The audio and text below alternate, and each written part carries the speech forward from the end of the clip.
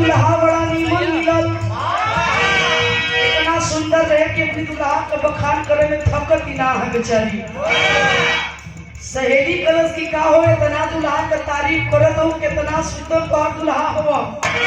कल पूछा मत, एक ठे गुड़ हो तब बताई, उनकरे में कई ठे गुड़े गुड़ भरल हो, और गुड़ को हैया ना है।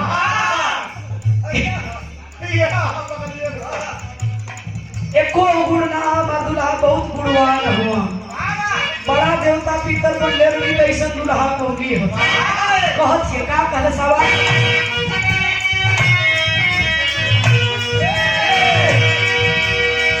जहाज से जब बाल सैया लहाज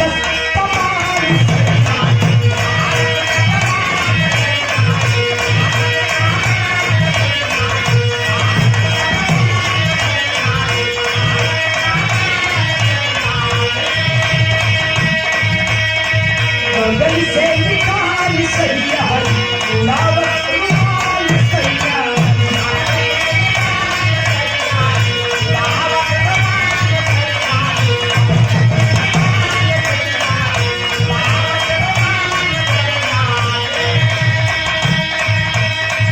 जहाज से जब बाल सैया लावत कमाल सैया गली से निकाल सैया लावत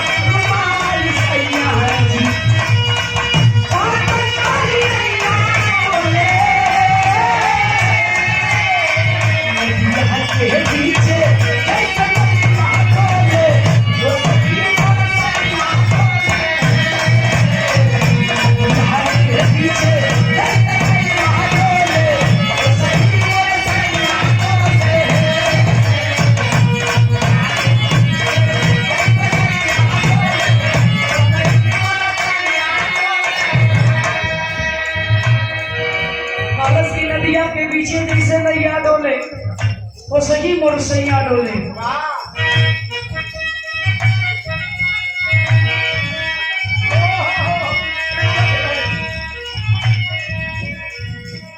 महाराज तो आप दिमाग का झारक कर ढेर था क्या देखने हुआ भैया तिलकहरू भैया को भोजन में लग दिया तिलक उलक चढ़ गल हो, दोनों तरफ से कखे चौचक बिरहा भी सुनलन, बड़ा प्रेम से बड़ा अच्छा में भीवा, बड़ा सुंदर माहौल है, खुशी का दिन है बाबूजी। हर माँ अपने बेटे को लेकर सपना सजाती है, हर बाप अपनी बिटिया के लेकर सपना सजावेलन। और जब वही बिटवा के सर पर लाला लाला भगरा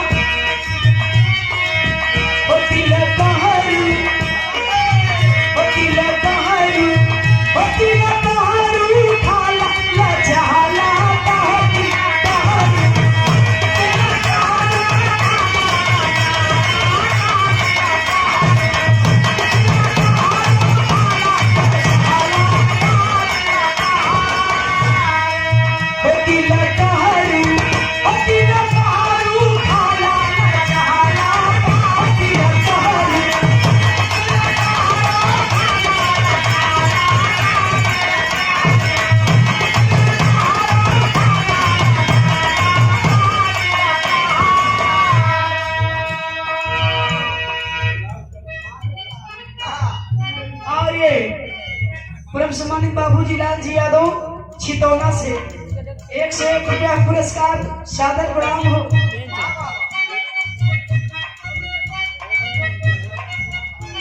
और ये हमारे अखाड़े के बड़े ही सुंदर कलाकार हमारे गुरु भाई राजेश राजभर जी 501 रुपए का पुरस्कार और ये सुंदर पुष्पहार देकर के सम्मानित मिलन हो।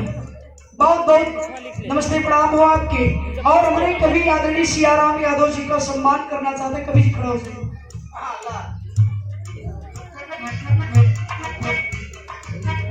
एक बार आप लोगों से निवेदन है कि जोरदार ताली बजा करके सम्मान करेंगे हमारे कवि से,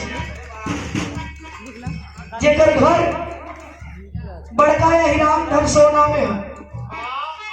और कवि जी का ननिहाल है चौबेपुर भगवानपुर में, जो कि ननिहाल में ही रहते हैं हमारे गुरु जी, हमारे उस्ताद विश्वनाथ यादव जी के आप भांजे हमारे कवि जी का सम्मान किए। बहुत बहुत राजेश भैया के नमस्ते प्रणाम करती हैं आप सबको प्रणाम हो।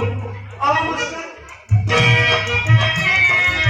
होती लता करू होती लता हारू आना जाना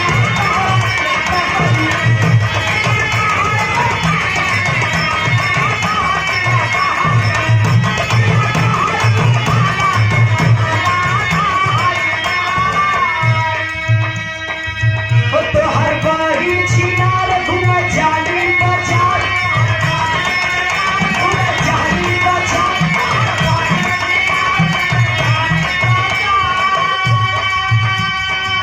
होती है छैला हजार घूम लूटा जहार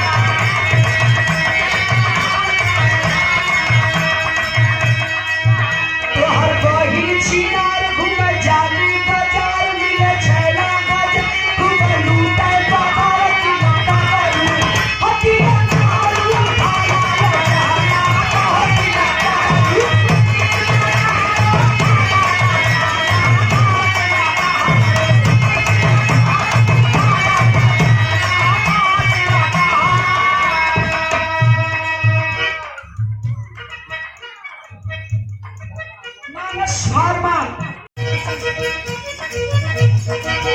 सुना चाची तोहार रखा दुई दुई भतार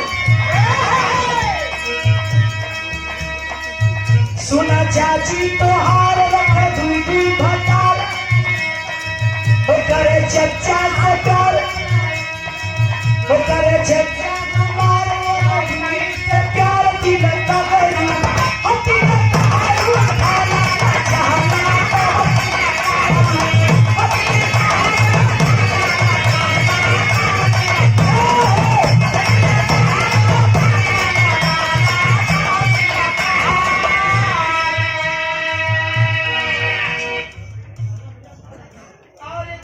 मामी आशा देवी मुगल सराय से 500 रुपया पुरस्कार और ये पुष्पहार देकर के सम्मानित की बहुत बहुत प्रणाम हो आप सब लोगों के नमन हो।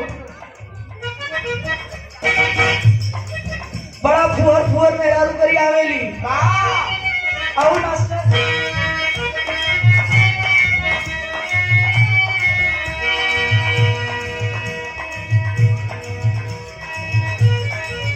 सुना चाची तोहार रखा दुई दुई भाता